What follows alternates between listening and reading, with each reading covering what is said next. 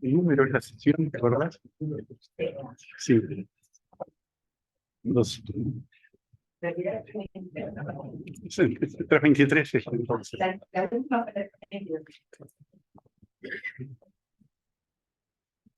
Señores,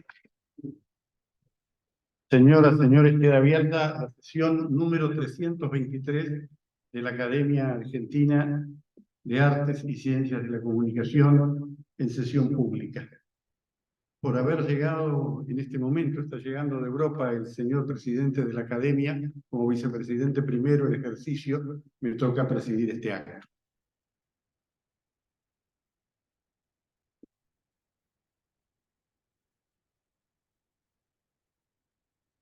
Hoy cumple 200 años exactamente la aparición de la Gaceta Mercantil.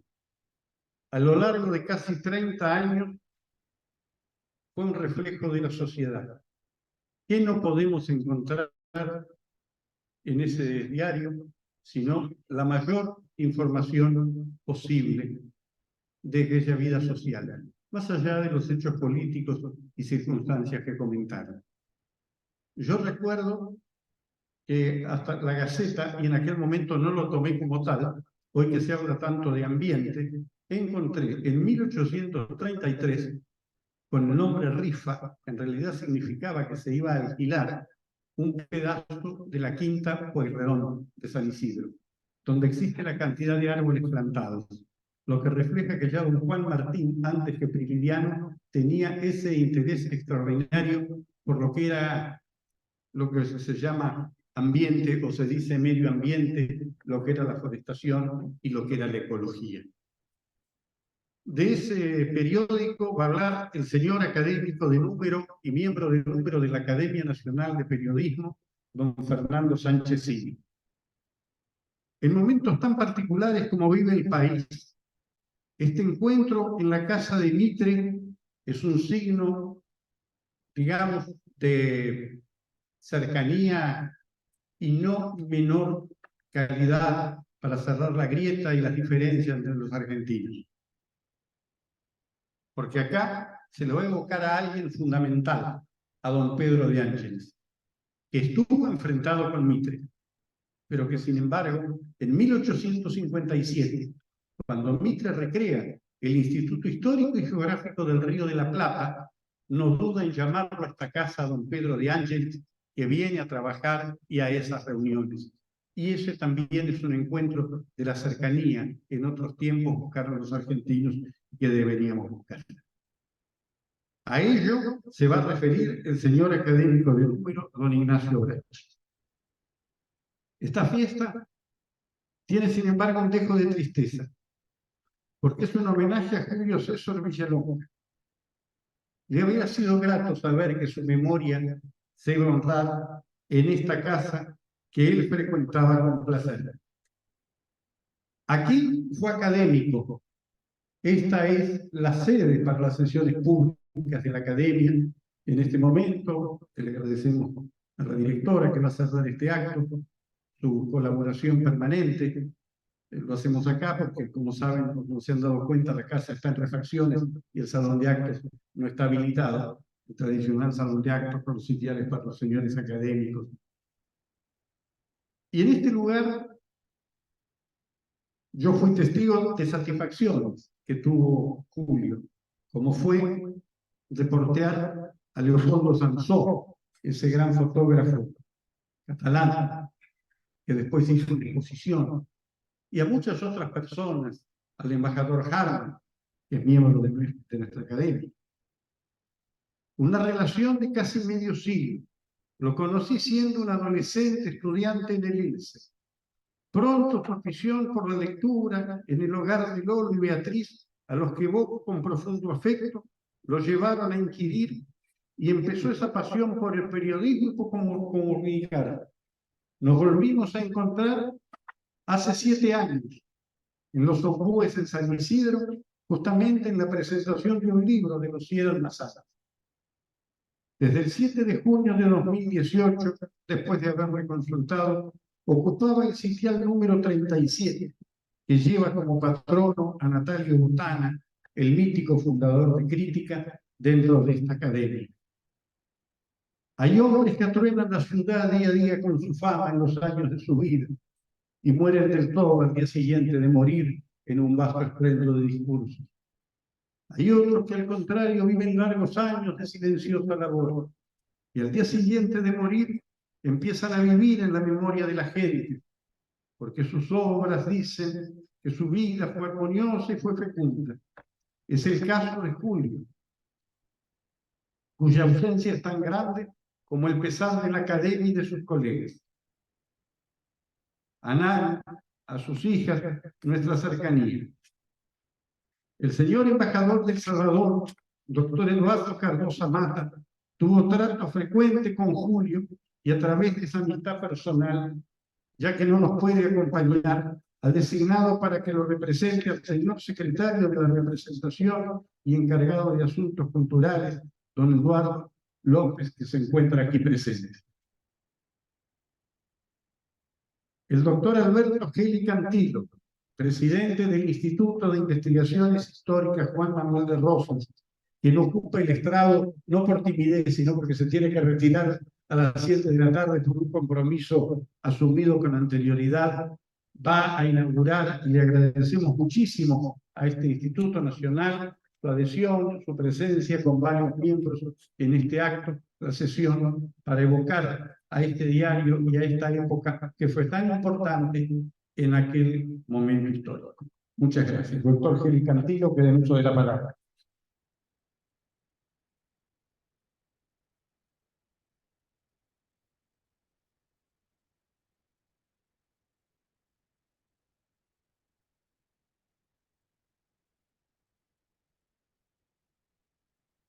En primer lugar, quiero agradecer profundamente a las autoridades de la academia que me haya invitado a participar en este importante acto, donde realmente estoy en un panel con 3 excelentes historiadores y 3 grandes amigos. Realmente es para mí un gran gusto y en esta casa, en este museo, con la directora, que realmente es otra personalidad con la cual tenemos una gran admiración, y tantos historiadores y amigos que han concurrido hoy para recordar este bicentenario de la Gaceta Mercantil. En nuestro país, los bicentenarios son importantísimos, precisamente porque somos un país joven. Pero bueno, ya estamos por los bicentenarios. Antes eran centenarios, ahora son bicentenarios. La Gaceta Mercantil comienza en 1823, pero también es interesante recordar que un año antes, en 1822, aparecen numerosos periódicos. El Oficial del Día, de Fray Cayetano Rodríguez, La Guardia vendida por el Centinela y la traición descubierta por el Oficial del Día. Miren los nombres que tenían en ese momento los periódicos, del padre Castañeda. Estos diarios atacan la reforma religiosa de Bernardino Rivadavia. También la verdad desnuda del padre Castañeda. Y realmente el gobierno, ante estos ataques periodísticos, ordena que el padre Castañeda se ordena su reclusión en su convento. Él era franciscano y estaba en el convento de la Recoleta. Y se prohíbe la venta de más ejemplares por estos conceptos: por agraviantes, ofensivos y calumniosos a los respetos y consideraciones debidas a la honorable Junta de Representantes y excelentísimo gobierno de la provincia, subversivo del orden, incendiarios e indicativos a la anarquía, como también que atacan fundamentalmente la representación soberana de la provincia y se le declara criminales y abusivos de la libertad de escribir, condenando a su autor, el padre Francisco Castañeda, a 4 años de destierro, contados desde su aprehensión con destino a Patagones. Es decir, el destierro en ese momento era una gran sanción y evidentemente de aquí a Patagones había una distancia inconmensurable. Y además queda entre tanto en suspenso del uso de la prensa. Fíjese qué interesante en este momento cómo el poder de la prensa, ¿no es cierto? Hoy día también se critican a los medios de comunicación, o sea que estamos más o menos en lo mismo. También aparece en ese año 1822 el Loguera del año 20, o el verdadero anticristo, fíjense el nombre, abortado por el último esfuerzo del vacilante e inicuo poder de las coronas cerquilladas, que trabajan por la verdadera felicidad de su país y de sus semejantes, que dirigía José María Calderón. Realmente es insólito. Luego aparece el Loguera de A36 reforzado, del padre Castañeda. El Precio Corriente, periódico exclusivamente mercantil de aparición mensual, que trabajaba en pro del comercio, la agricultura y las industrias. Esto es un antecedente de lo que luego sería la Gaceta Mercantil. En 1823 aparece la Gaceta Mercantil en la imprenta Ballet, que se publica desde el 1 de octubre de 1823 hasta el 3 de febrero de 1852. 8.473 números.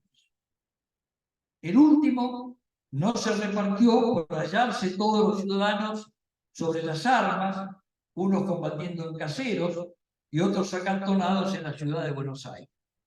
Realmente es interesante que en ese día tan especial, sin embargo, se edita la Gaceta Mercantil. El 14 de julio de 1826, la Gaceta Mercantil pasó a llamarse la Gaceta Mercantil, diario comercial, político y literario. Es decir, cambia de ser algo específico para el comercio, la industria, en fin, ese tipo de avisos, y comienza a tomar otro tipo de temas políticos y literarios, además de continuar con el tema comercial. Los primeros años de la publicación de este diario entonces eran puramente mercantil, de 1823 a 1826. Y posteriormente tiene varios redactores a lo largo de su historia, de 1826 a 1852. ¿Quiénes fueron redactores de la Gaceta? Esteban Alet, Santiago Kirchmann, José Rivera Interte, Manuel de Irigoyen, Pedro de Ángelis, Nicolás Mariño, Bernardo de Irigoyen y Avelino Sierra. La Gaceta Mercantil es un formidable archivo de la historia nacional de ese periodo. Fue el periódico oficial de Rosas. Y hay muy pocas colecciones completas de este interesante periódico. Hay una de Manuel Inciarte, otra de Andrés Lamas, otra de Antonio Simi, y también tenía una colección el presidente Agustín Pejo. Pero vamos a hablar también de otros diarios que aparecieron en los años posteriores. En 1830 aparecen diarios federales. Ya Rosas había asumido el gobierno en diciembre de 1829. Aparece El Gaucho, de Luis Pérez, El Nuevo Tribuno, de Pedro Feliciano Cavia, La Argentina, de Manuel Irigoyen, El Mercurio Bonaerense, El Mártiro Libre, La Aljaba, famosa publicación de carácter exclusivamente femenino. En 1831, El Látigo Federal de Juan Lacerre, otro se llamaba De cada cosa un poquito. Eran diarios, mejor dicho, eran periódicos que tenían muy pocos números. Ninguno logró sobreponer más de un año. Había pocos ejemplares, pero realmente eran muy interesantes. Algunos se escribían en verso. El Grito de los Pueblos, de Luis Saavedra. En 1833 aparece El Monitor, de Pedro de Ángeles y Nicolás Marín. El Látigo Republicano, de Carlos Terrada. Los Muchachos, de Luis Pérez y Pedro de Ángeles. Es decir, de Ángeles aparece y él escribe en muchísimos periódicos. Y luego aparece también ese año el famoso periódico El Restaurador de las Leyes, diario político, literario y mercantil, cuyos redactores eran Pedro de Ángeles, Manuel de Irigoyen, el general Lucio Norberto Mansilla y Nicolás Marín. Claro, El Restaurador de las Leyes era el título que tenía Juan Manuel de Rosas. Él se encontraba haciendo su famosa expedición al desierto y en el interín se decide cerrar este diario, clausurarlo. Y entonces se arma un gran lío porque dicen se ha prohibido al restaurador de las leyes, se lo va a querer tomar prisionero. Y bueno, a raíz de eso se produce la revolución de los restauradores contra el gobernador Balcarce el 11 de octubre. También ese año aparecieron otros libros, otros periódicos como El Relámpago, El Rayo, El Avisador de Luis Pérez. Y finalmente vamos a recordar a otro periódico que apareció en 1833, el Archivo Americano y Espíritu de la Prensa del Mundo, desde junio de 1843 a diciembre de 1851, porque en febrero fue la batalla de Caseros y la caída de Juan Manuel de Rosas. Este diario era dirigido por Pedro de Ángeles y tenía la particularidad que era una colección de documentos oficiales en inglés, francés y castellano. Es decir, esta Gaceta Mercantil que hoy recordamos prácticamente ha publicado todos los documentos del gobierno de Rosas. De modo que cuando queramos recordar qué pasó durante esos 20 años, bueno, habrá que leer la Gaceta Mercantil.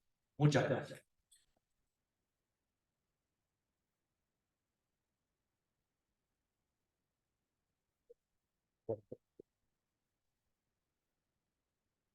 Muchas gracias, doctor Geli Cantilo. A continuación, va a hacer uso de la palabra para referirse también a este tema del periodismo, el académico de número Fernando Sanchezini, miembro de número también de la Academia Nacional de Periodismo, en esta casa miembro de la institución Mitre, un prócer del periodismo en el diario La Nación, entre otros, un muy buen amigo y especialmente alguien que tiene que escribir sus memorias porque su vida en el periodismo es más que interesante, así que se lo dejamos como una sugerencia. Queda en uso de la palabra el señor académico.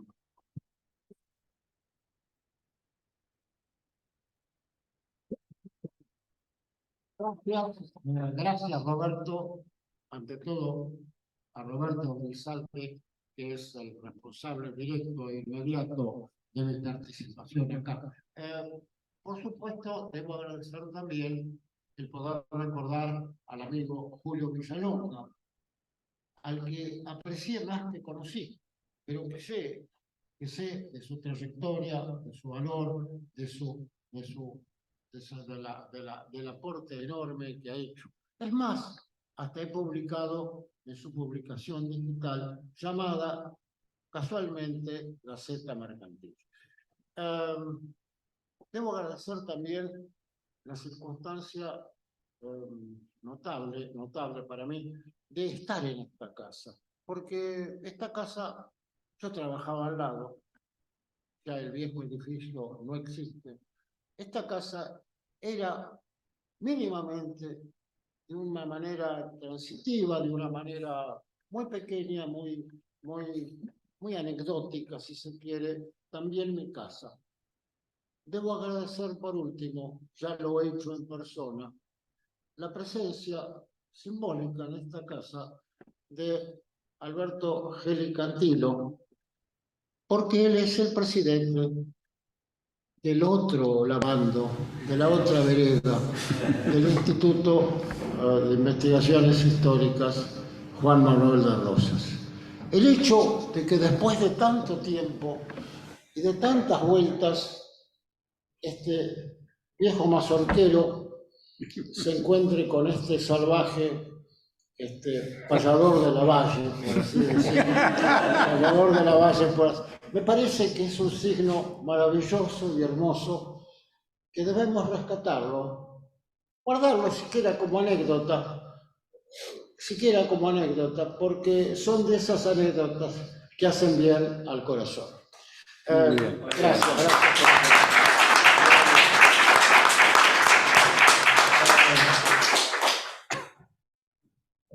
Hoy se cumplen, bien se ha dicho, los 200 años, no hoy, no, el 1 de octubre, de la aparición de la Gaceta Mercantil. Gaceta ya con C, no es la Gaceta de Buenos Aires todavía con Z, es ya con C, se escribe con C, se escribió siempre con C. Es un paso del tiempo y es una marca del tiempo. Si el periodismo anterior, el periodismo de la Revolución, es esencialmente un periodismo de lucha, es un periodismo de dogmas, es un periodismo de guerra.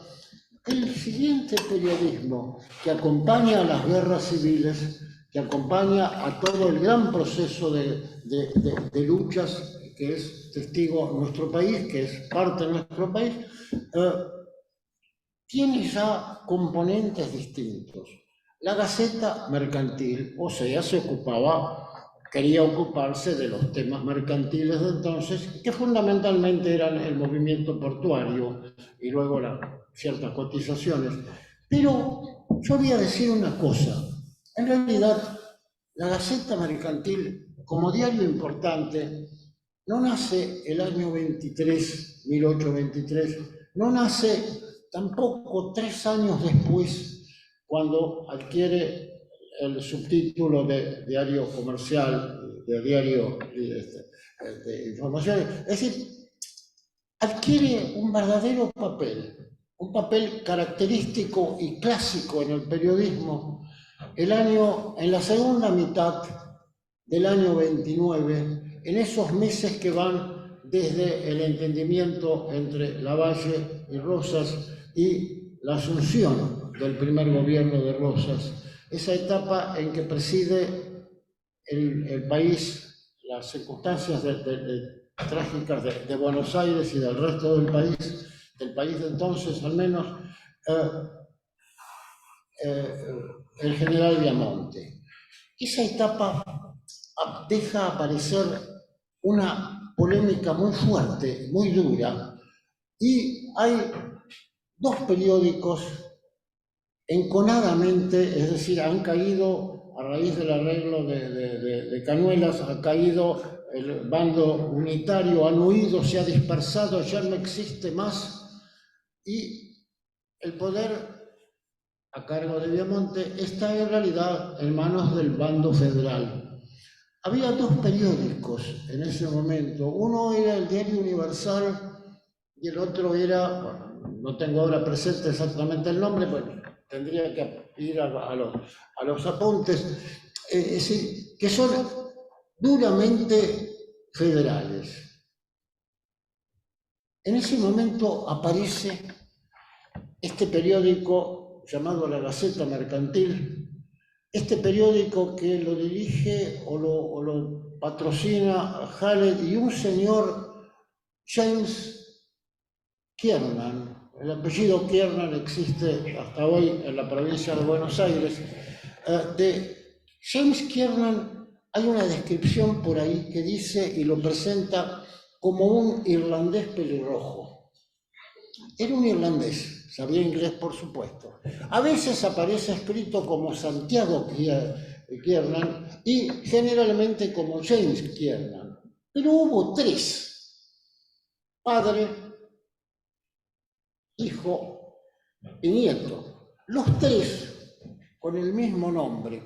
Y uno confunde a lo largo del tiempo quién es uno y quién es otro. Estos Kiernan están durante los 30 años. Aparecen, escriben, salen. Bueno, no era exactamente el inspirador, era el organizador y era el administrador de eso, siendo posiblemente Hallett más bien el encargado de la imprenta. James Kiernan es asimismo, a la vez, y esto viene para la etapa siguiente, es uno de los editores de The British Packet, el periódico en inglés que se publica años después. Es el mismo, o es el hijo, o es el nieto, no sabemos. Se llamaba igual. En ese momento, ese periódico en el que no participa, por cierto, en ese momento, ni Manuel de Irión, ni Manuel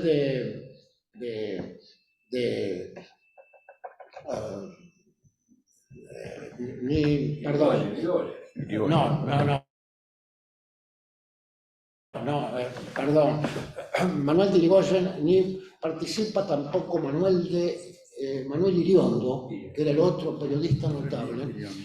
Va organizando en primera línea, creo que esto luego tiene una importancia fundamental, una línea moderada. Es decir, sí, la facultad, porque los dos temas que se discutían en ese momento eran, uno, la conveniencia o no de dar una organización definitiva y estable al país entonces federal.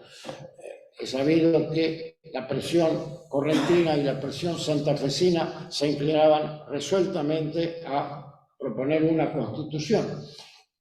En Buenos Aires no había esa idea y se hablaba de postergar la institucionalización del país. El segundo punto era si el futuro gobierno iba a tener facultades extraordinarias, sí o no.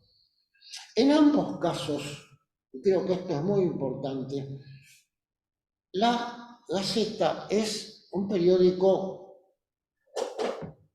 intermedio. Sí, pero no tanto. Sí, pero un poco, pero no exageremos. Frente a los otros dos periódicos que son violentamente a favor o en contra. Es decir, a partir de ese momento empieza a tomar una importancia creciente que tiene que ver con el hecho político. Es decir, es el diario que finalmente permite que se acerque un grupo, que se acerque el otro, que haya matices, que esta línea que se impone no se imponga totalmente, sino que haya reservas. esta es la primera etapa.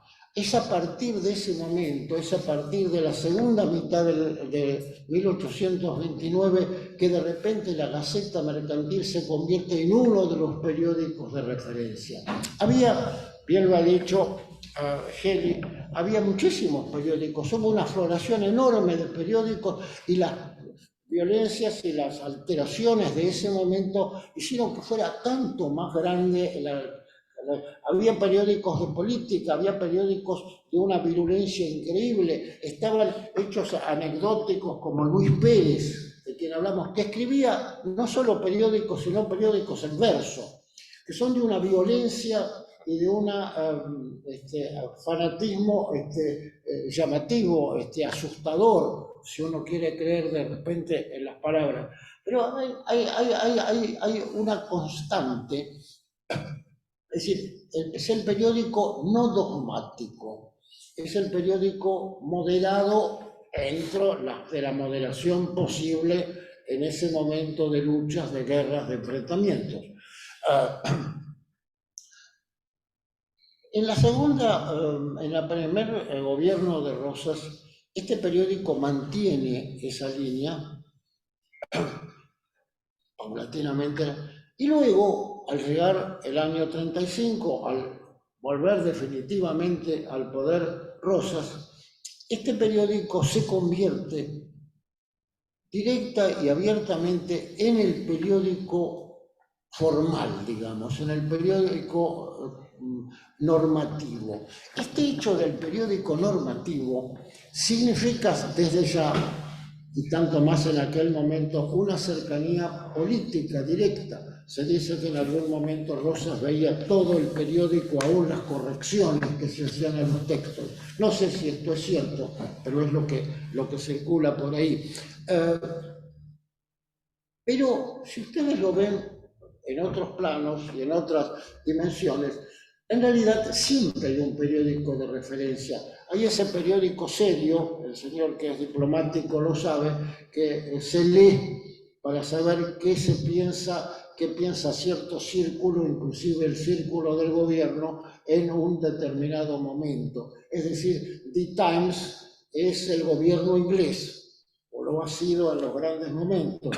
Y otros periódicos han tenido esa situación. Es decir, era el periódico que refería las posiciones dominantes, predominantes acá. Entonces vamos a ver que la Gaceta en la segunda etapa, en esa segunda etapa primera, que marca un crescendo, de violencia sin duda, que tiene que ver después con el bloqueo francés, después con la rebelión de los libres del sur, después con el primer pronunciamiento de Corrientes, luego con la guerra civil, luego con el terror del año 40. Es decir, siempre está como en guardia. Nunca sale directamente a un ataque total y completo. Es decir, con gran dificultad, con grandes diferencias, pero creo que este es el dato característico y una cuestión que en ese momento surge, que es el americanismo. De repente es, ante la agresión que significa el bloqueo francés, es la defensa de América. Es la defensa de la autonomía de América, pero es también la oposición a Andrés de Santa Cruz, el jefe de la Confederación Perú-Boliviana, con el cual finalmente llegamos a un estado de guerra, que en efecto existió. Entonces hay otra cuestión que es la defensa de la autonomía americana y el americanismo en sí como solidaridad con los otros pueblos. Este es un rasgo de la segunda etapa de la Gaceta. Y tenemos todavía una tercera etapa. Un día el terror termina, un día se aplaca esto. Ya como queda un gobierno omnímodo, sin duda, pero un gobierno que está en la moderación, pese a las rebeliones recurrentes que hay en distintas provincias frente a la acción unitaria desde Montevideo, pese a los bloqueos que luego va a ser el bloqueo no ya francés, sino anglo-francés. Es decir, hay una especie de continuidad. Es decir, en ese momento la Gaceta es el periodismo de Buenos Aires. En la Gaceta aparece, por ejemplo, la polémica con el Nacional a raíz del dogma socialista de Esteban Echeverría. Ese sí es el momento en la Gaceta de Pedro de Ángelis. Es Pedro de Ángelis el que sostiene una virulenta polémica llena de diatribas, llena de ataques, llena de violencias entre él y Esteban Echeverría. Es decir, constantemente la referencia, digamos, a qué se hace, qué se piensa, qué se debate o qué se discute, la vamos a encontrar en ese periódico. En ese periódico aparece finalmente, ya sobre la rebelión del pronunciamiento de Urquiza, aparece la transcripción de la correspondencia que Rosas envía a Facundo Quiroga desde la hacienda de Figueroa, dando sus argumentos, sus datos, sus ideas sobre la posible organización del país y sus limitaciones en términos institucionales. Es decir, no creo que esto es sumamente de importancia. Hay un momento que es el momento posterior al año terrible que fue el año 1940, que la situación de Buenos Aires, la situación del gobierno de Rosas se estabiliza. Y en ese momento de estabilización, el sistema rosista se asienta en cuatro periódicos. Un periódico es la Gaceta, es el diario formal. Es un diario de repente lleno de noticias y de avisos, pero al mismo tiempo aburrido en tanto transcribe documentos oficiales. No es una lectura especialmente atractiva. Luego, el otro periódico importante, muy importante, es un periódico que se llamó El Diario de la Tarde, que es simultáneo y paralelo a la Gaceta. El Diario de la Tarde trae, evidentemente hay una intención, digamos, de gran manejo de la información, trae la otra parte. Intenta ser un periódico literario. Habría que estudiar hoy día a los jóvenes que no emigraron a Montevideo y que constituyen acá en Buenos Aires, una cierta levadura, digamos, romántica. Es decir, este periódico trae un esbozo de lo literario, un énfasis en lo cultural, un énfasis en la limitadísima posibilidad de hacer crítica teatral o crítica musical en el Buenos Aires de aquel tiempo.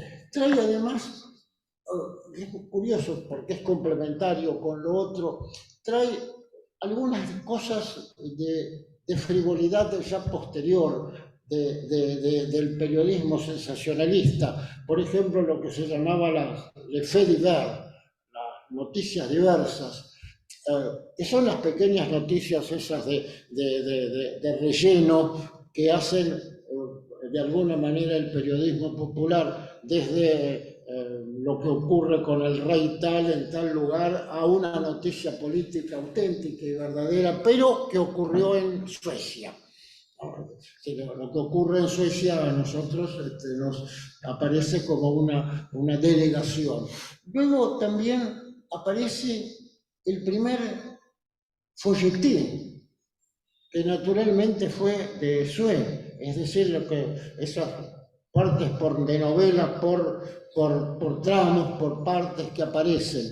Y luego, este periódico, curiosamente, y aquí tiene, se ve prolongado después de Caseros, así como la Gaceta termina el mismo 3 de febrero de 1852, se llega a imprimir, como bien contó Geli, el ejemplar, pero no llega a distribuirse.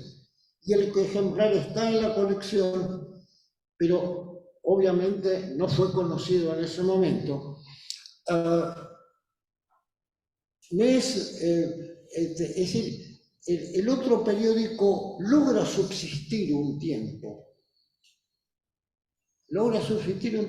Y se transforma posteriormente su estructura en el Nacional de Dalmacio Vélez Arfield, ya en la etapa de lo que historiográficamente se llama la Organización Nacional, ya en la etapa de Urquiza. También este periódico tiene una larga... Y los otros dos periódicos del sistema de Rosas eran, como ya se nombró, el Archivo Americano y Espíritu de la Prensa del Mundo, que transmite, da ideas y que en buena medida se distribuye en el exterior, en Europa, porque era una forma de acceder, digamos, a la influencia de determinados círculos diplomáticos que eran importantes en ese momento. Y el tercero es The British Packet, que era en inglés y que en realidad es el periódico del comercio y de las colectividades inglesas, que hablaban inglés, o sea, propiamente inglesa, la estadounidense, que no dejaba de tener su importancia en aquel tiempo, y sobre todo la irlandesa, que era tan característica, tan importante de la publicación en un cierto momento. Creo que estas son las tres etapas de este periódico. Cuando hablamos de un sistema político, afianzado, tenemos que ver siempre cuál es el respaldo de comunicación, de información que hay. Todo sistema político genera un ámbito de información. Ese ámbito de información llegó a estar absolutamente controlado y bien controlado por esa situación. Ese diario era el diario de Buenos Aires. Es decir, los hechos que se reflejan, los hechos que importan, los hechos que caracterizan a la época estaban ahí. Por ejemplo, los festivales. Por ejemplo, las fiestas patrias. A eso sí se le daba importancia. Es decir, por ejemplo, el Te Deum. Las primeras descripciones del Te Deum como hecho público son de la Gaceta. Es decir, la Gaceta es la representación política de ese tiempo, de ese momento, de ese término. Creo que en este punto hay que rescatarlo. Siempre hay un diario predominante. Más allá de las modas, siempre en toda ciudad, en todo organismo social más o menos amplio, vamos a encontrar un periódico rector. Esa tarea le correspondió en esa época a la Gaceta Mercantil. Creo que poco más o menos era lo que podía decir. Hay muchos problemas menores. Por ejemplo, así como se confunden los Kiernan, lo cual es inevitable, muchas veces se dice en tal época actuaba fulano Mangano y Lucio B. Mansilla. No era Lucio B. Mansilla, era Lucio Norberto Mansilla. El cuñado. Y de repente hallamos militares como el general Guido o Manuel Dorrego, que eran magníficos periodistas. Pero la mitad de las cosas que se le atribuyen a José Tomás Guido no son de él, son de su hijo, el coronel Guido. Y las cosas que se atribuyen a Corbalán, a Manuel Corbalán, el edecán de Rosas, no son de él, son de Rafael Corbalán, su hijo. Uno de los jóvenes, no el único, que quedó en Buenos Aires y que no se suma a la emigración poética que se dirige a Montevideo. Hay muchos personajes y es muy largo y termina siendo más que otra cosa, reunión de anécdotas curiosas, pero creo que eso es todo. Señores, muchísimas gracias.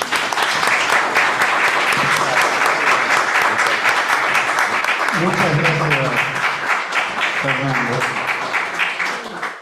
Seguramente, como es un homenaje a Julio, se reiría con esto. Me hiciste acordar con esto que voy a comentar, que descubrí leyendo la Gaceta Mercantil. No hace falta decir quién era la madre de Rosas. Era una mujer que embarazada paraba rodeo y manejaba la estancia del Rincón de López. O sea, una mujer, como se decía, de pelo en pecho, no sé, en aquella época, una mujer extraordinaria. Y bueno, estaba muy enferma. Y entonces, como en todo pueblo, una aldea, esa gran aldea, no era la de Lucio Vicente López, pero bueno, estaba yendo a eso, se corrió la noticia. E inmediatamente el deán del Cabildo Metropolitano le escribe a Rosas, y está publicado en la Gaceta. Atento al fallecimiento de su señora madre, este venerable Cabildo Metropolitano le ofrece el panteón de la Santa Iglesia Catedral a los efectos de su sepelio y demás circunstancias, acompañando con sus rezos y oraciones los venerables canónigos, bueno, etcétera, etcétera, etcétera, etcétera. Y Rosas le contesta: les agradezco muchísimo el ofrecimiento que han hecho del panteón de la Santa Iglesia Catedral para sepultar a mi madre, pero cumpliendo su voluntad. No se olviden que ella, cuando escribió el testamento, el escribano le interrumpió varias veces, le dijo que eso no era legal. Y ella le dijo: pero mis hijos van a respetar mi voluntad. Lo paró así en seco, y entonces le contesta Rosas: pero mi madre dispuso ser enterrada en el cementerio público de la ciudad con mi padre, o sea, en la Recoleta. Y finalmente le quiero decir que mi madre todavía vive. La habían matado antes de tiempo, de esas noticias curiosas y divertidas de la Gaceta. Tiene la palabra el señor académico de número, don Ignacio Brach, que se va a referir a don Pedro de Ángeles y a esa etapa de la Gaceta. Reconocido historiador, autor de numerosas publicaciones y miembro de numerosas instituciones. Gracias, Roberto. Bueno, gracias a todos ustedes presentes, a los que me han precedido en la palabra, y para mí es, la verdad, conmemorar los 200 años de la Gaceta es recordar a quien la revivió hace ya unos cuantos años, al querido amigo Julio Villalonga, y tener presente acá a Nanu y a sus hijas, bueno, además de emocionar, me da el gusto de poder decir estas palabras de un personaje como Pedro de Ángelis, al cual Julio admiraba muchísimo. Además, le comento que en la academia, que me incorporé ya hace unos cuantos años, el sillón que ocupo es el sillón de Pedro de Ángelis. Dicho esto, y después de toda la magnífica descripción que ha hecho el doctor Sanchesini y el doctor Geli Cantilo sobre la Gaceta, voy a hacer referencia a este personaje singular, que fue don Pedro de Ángelis, que es indisoluble de la Gaceta Mercantil y del tiempo político que se vivió a partir de la década del 20, por más que él llega en el 27, hasta la caída de Rosas y posterior a la caída de Rosas. Pedro de Ángelis fue un napolitano, un ilustrado napolitano, nacido en el seno de una familia burguesa, en 1784, masón, carbonario, espíritu ilustrado, un liberal que, a raíz del proceso de las guerras napoleónicas, cuando Napoleón designa al mariscal Murat como rey de Nápoles, Pedro de Angelis va a ser el instructor de sus hijos, de los hijos de Murat, durante el corto reinado en Nápoles. Esto que le va a conllevar, o va a ir implícito, que cuando se produce la restauración absolutista en Europa, después de Waterloo, él va a quedar, y bueno, Murat obviamente ya no está en Nápoles, va a quedar Pedro de Angelis como profesor de Geografía e Historia en la Real Escuela Politécnica Militar, pero al unificarse el reino de las dos de Sicilia con el de Nápoles bajo la figura de Fernando I de Borbón, un rey absolutista en su concepción, queda librado a su suerte y tiene que emigrar, como su hermano. Pasará por Ginebra y luego se instalará Pedro de Angelis en París, y allí, ya librado a su suerte, porque me olvidé de mencionar, también cumplió funciones diplomáticas en Rusia y en Francia, allí queda librado a su suerte y va a sobrevivir a través de su pluma. Solamente por mencionar algunas de las publicaciones donde va a volcar sus conocimientos, en París, vinculándose al grupo de ilustrados que concentraba esa figura Madame de Staël, que la concurría ya el veterano general Lafayette, Guizot, que luego va a ser primer ministro de Francia, de Toucy, entre otros.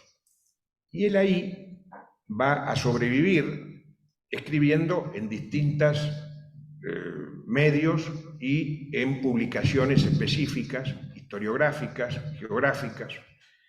Por mencionar algunos, colabora en la Revista Europea, escribe 215 artículos para la Biografía Universal Antigua y Moderna, y colabora con el historiador Michelet en la investigación sobre Jean Bautista Vico, aquel compatriota del napolitano, filósofo de la historia, que crea esa corriente a la cual él llama la nueva escuela del Corsi-Ricorsi. Y acá quiero mencionar algo que es singular.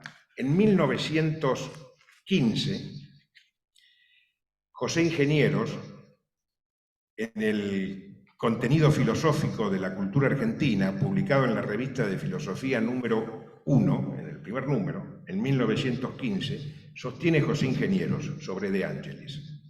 Intentó dar a conocer en Buenos Aires la ciencia nueva de su compatriota Juan Bautista Vico, por quien tenía particular admiración.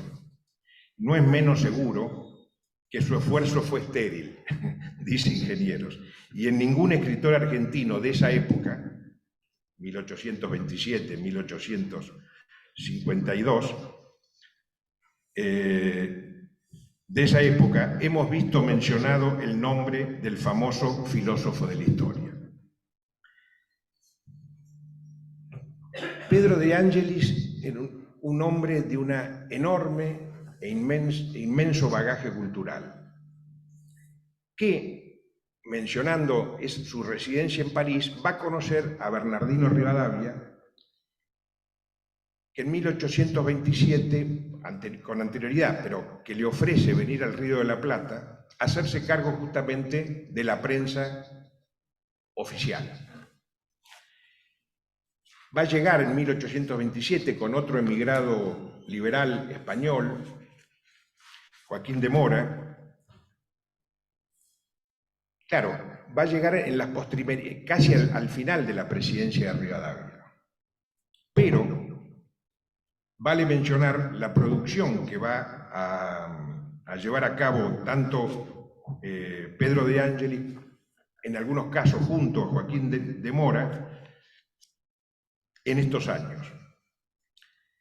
Es codirector, junto a Mora, de la Crónica Política y Literaria de Buenos Aires.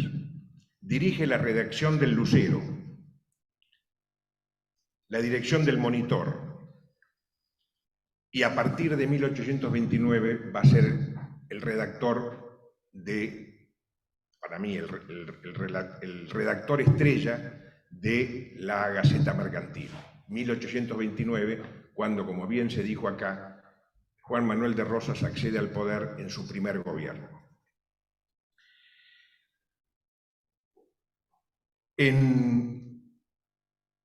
También ambos oradores que me precedieron mencionaron esa creación de 1843 que va a perdurar hasta 1851 por parte de Angelis, que es el Archivo Americano y Espíritu de la Prensa en el Mundo. Que esto tiene un marcado objetivo político y de propaganda política del régimen de Juan Manuel de Rosas, que, como se señaló anteriormente, la lucha, además de ser armada, era una lucha política de ideas y la prensa jugaba un rol muy importante. El Archivo Americano es una obra singular y de una enorme envergadura para la época, redactada por el propio De Angelis en castellano, en francés y en inglés, bajo la supervisión, como todos los periódicos de la época, del gobernador Rosas.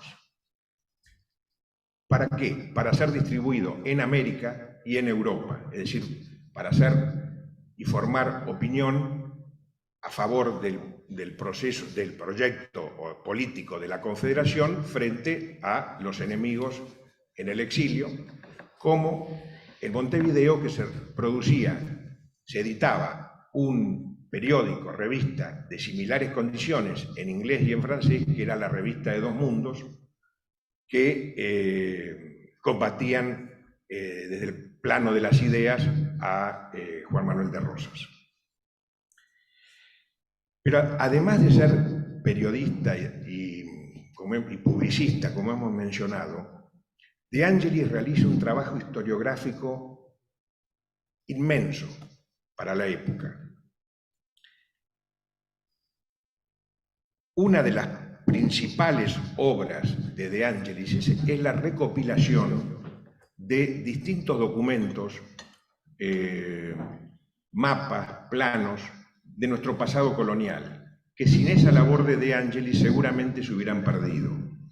Estos documentos, recordarán, la editorial Plus Ultra, ya desaparecida, los editó en 7 tomos hace ya, creo que más de 20 años. Sí, 40. ¿40? Sí, por los 80. El título de este trabajo de De Angelis, él lo denomina Colección de obras y documentos relativos a la historia antigua y moderna de las provincias del Río de la Plata. 7 tomos, como mencioné, es de vital importancia ya que por ella se han rescatado documentos de nuestro pasado colonial que si no se hubieran perdido. Y esta colección que él logra conformar le vale un reconocimiento internacional para la época muy relevante. Voy a mencionar distintas academias europeas que lo reconocen y que lo elogian en su labor. La Real Sociedad Geográfica de Londres, la Sociedad Geográfica de París, el Real Instituto de Investigación de la Ciencia Natural de Nápoles, la Massachusetts Historical Society, la American Philosophical Society de Filadelfia y la Société Real de Anticuarios de Nord de Copenhague. Es decir, reconocen este trabajo de una enorme envergadura que hace De Angelis. Pero no se queda solamente en esto. A pedido de Rosas, recopila todos los decretos de 1810 a 1840, decretos oficiales que se han establecido durante estos años. Caído Rosas, Urquiza le va a pedir a Juan María Gutiérrez, que tenía una enorme amistad con De Angelis, que continúe, es decir, con esta obra que había terminado De Angelis en 1840, que la extienda hasta 1852 y que sea enviada a todas las provincias federales. Pero no quiero dejar de mencionar otro trabajo historiográfico de Angelis que vale la pena resaltar, que es la memoria histórica sobre los derechos de soberanía y dominio de la Confederación Argentina en la parte austral del continente americano. Este es el título. Allí se argumenta, con profunda documentación, los derechos de las Provincias Unidas sobre el Estrecho de Magallanes, el Cabo de Hornos, el territorio austral patagónico y las Islas Malvinas. De Angelis sostiene ahí el utis possidetis iuris, sosteniendo lo que esta corriente va a levantar, que es, al momento de producida la independencia del proceso iniciado en 1810, las provincias heredan aquellos territorios que estaban bajo la jurisdicción virreinal con anterioridad. Este documento es una defensa de los derechos argentinos en este espacio continental, y que muy posterior, caído ya Rosas y cuando ya en décadas posteriores haya conflictos limítrofes, en particular con Chile, va a ser utilizado este documento en la defensa por distintos gobiernos, uno de ellos es Estanislao Ceballos, en la defensa de los intereses argentinos sobre este territorio. Ahora bien, tampoco se queda aquí la obra historiográfica y de investigación de Angelis. Caído Rosas, él va a sufrir el exilio, el autoexilio impuesto, es decir, él había ganado numerosos y enconados enemigos durante estos años en el cual fue la voz intelectual del régimen. Él va a emigrar a Montevideo y va a regresar más o menos en 1855, donde allí ya se vive el conflicto entre la Confederación, con Urquiza a la cabeza, y el gobierno de Buenos Aires.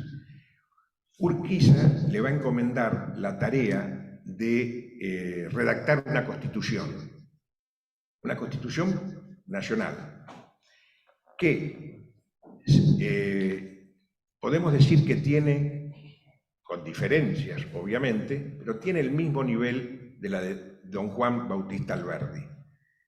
Triunfa el modelo de Alberdi por razones obviamente del momento y políticas, y además es la negociación entre Buenos Aires y la Confederación, pero que no desmerecen en lo más mínimo el proyecto de constitución que elabora Pedro de Angelis. En estos años no la va a pasar bien, él y su mujer, que era una francesa, Madeleine Daget. Él va a interactuar con aquellos que habían sido profundamente enemigos del régimen y del gobierno del restaurador Rosas, como por ejemplo Bartolomé Mitre. Por eso que es un placer, y agradezco a la directora aquí, que este tema se debata en esta casa, porque, y como mencionó Roberto, Mitre lo va a incorporar al instituto, a De Angelis. Y ya él va a morir en el 59, pero ya en esa situación el ocaso de su vida, no tenía forma de sostenerse económicamente. Entonces Mitre va a ser uno de los que le compre algunos de sus libros. Tenía una biblioteca, no quiero equivocarme en el número, para que alrededor de entre 2.500 y 2.700 libros, documentos y mapas. Mitre le va a comprar algunos de ellos, otros lo va a comprar Andrés Lamas, el oriental, un acérrimo enemigo de Rosas, y con el cual va a trabar una cordial amistad de Ángeles. Los libros y los documentos que le compra Andrés Lamas hoy constituyen, o luego se constituyeron, lo que hoy es el Instituto Histórico del Uruguay.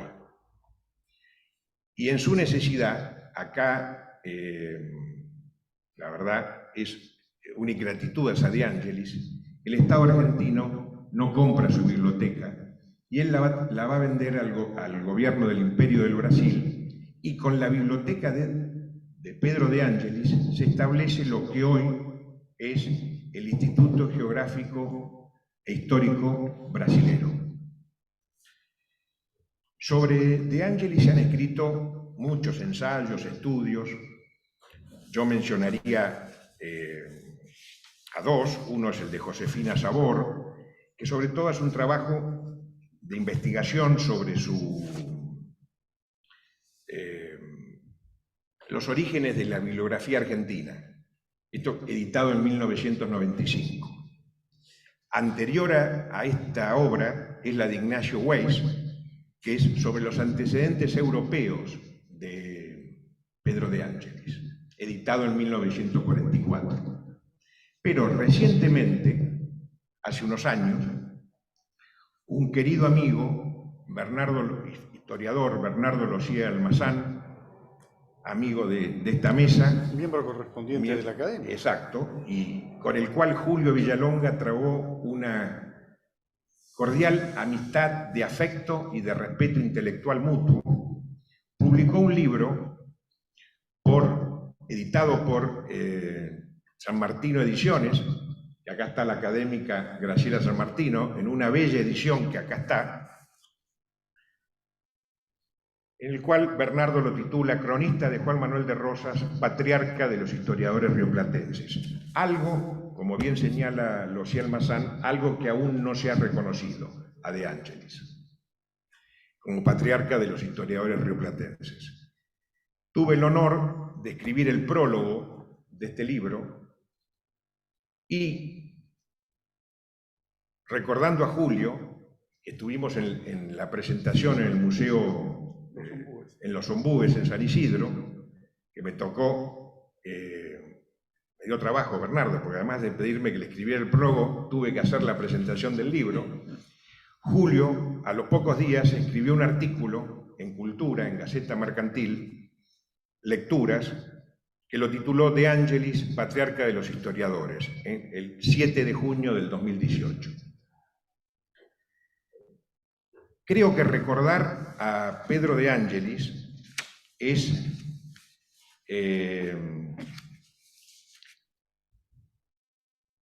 resumiendo lo que los adversarios políticos de De Ángelis van a mencionar sobre él, a veces acusándolo de ser un ilustrado espíritu, un pragmático político, pero ninguno, eso como una crítica. ¿Por qué? Porque había llegado con Rivadavia, había servido bajo el gobierno de Rivadavia y después había sido la figura icónica del gobierno de Juan Manuel de Rosas. Los que le dicen que es un espíritu ilustrado pero un pragmático político, ninguno de ellos desconoce la labor historiográfica y la labor en defensa de los intereses argentinos, como he mencionado en esa obra. Para citar solamente a un intelectual de los más acérrimos, cabezas pensantes, lúcidas y más acérrimos opositores a Rosas, que fue Faustino Sarmiento, veamos lo que dice de Ángelis. Lo califica, con esa gracia de Sarmiento, a De Ángelis como el sabio mazorquero. Y sostuvo que la obra, y acá lo cito a Sarmiento, la obra de De Ángelis es el monumento nacional más glorioso que pueda honrar a un Estado americano y a De Ángelis. Le debe la República lo bastante para perdonarle sus flaquezas. Lamentablemente, la Argentina, a veces ingrata con muchos de sus personajes, de esos héroes, como decía Kanter, héroes de segundo escalón. Hoy, y esto quiero decirlo, en la Argentina no hay ni una escuela, ni una calle, ni un busto, ni una plazoleta, ni un callejón que lleve el nombre de Pedro de Ángeles, cosa que creo que es una deuda hacia el personaje, que sin duda fue un pragmático. Y para terminar, lo quiero asociar con una frase que en una entrevista que le hacen a ese maravilloso escritor y novelista que es Arturo Pérez Reverte, un periodista le lanza, le dice, pero ¿cuál es su ideología? Y Pérez Reverte le contesta, mi ideología es mi biblioteca. Creo que esa respuesta la habría dado tranquilamente Pedro de Ángeles. Muchísimas gracias a todos ustedes.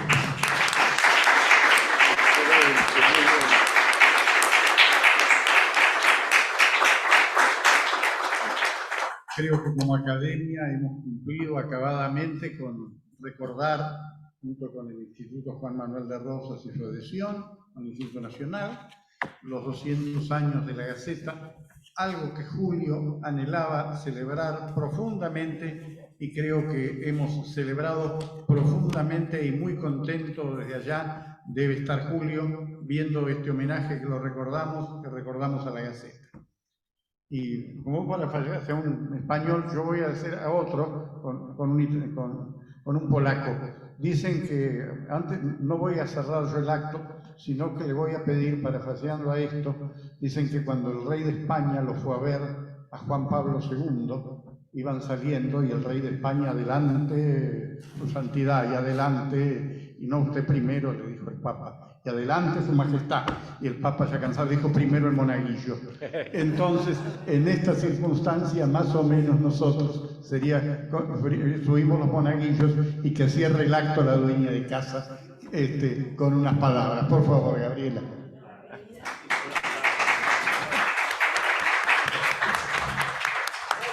En realidad no, el acto ha sido lindísimo, hemos aprendido muchísimo con estas disertaciones y bueno, ustedes saben que tienen la llave de la casa para cuando necesiten el lugar, hacer un acto. Nosotros encantados de recibirlos y de sumar nuevos amigos. Así que bueno, nada más. Un lujo como siempre esta academia, así que bueno, siempre bienvenidos. Muchas gracias. Por favor.